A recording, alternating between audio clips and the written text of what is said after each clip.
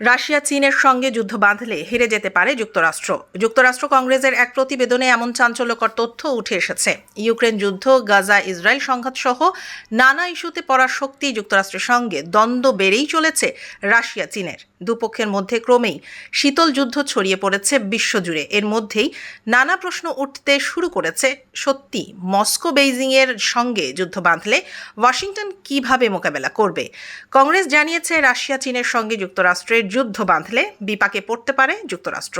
বলা হচ্ছে, অপর্যাপ্ত শিল্প খাত এবং প্রয়োজনীয় তহবিল না থাকার ফলে সামরিক সক্ষমতা ও সমর প্রযুক্তিতে হুমকিতে পড়তে পারে ওয়াশিংটন। এতে রাশিয়া চীনকে যুক্তরাষ্ট্রের জাতীয় নিরাপত্তার জন্য সবচেয়ে বড় হুমকি হিসেবে উল্লেখ করা হয়েছে। এছাড়া চীন, রাশিয়া, উত্তর কোরিয়া এবং ইরানের মধ্যে ক্রমবর্ধমান রাজনৈতিক ও সামরিক সম্পর্ক নিয়ে কাছাকাছি সময়ের মধ্যে বড় যুদ্ধের শঙ্কা যুক্তরাষ্ট্রের জন্য হুমকি বলে জানানো হয়।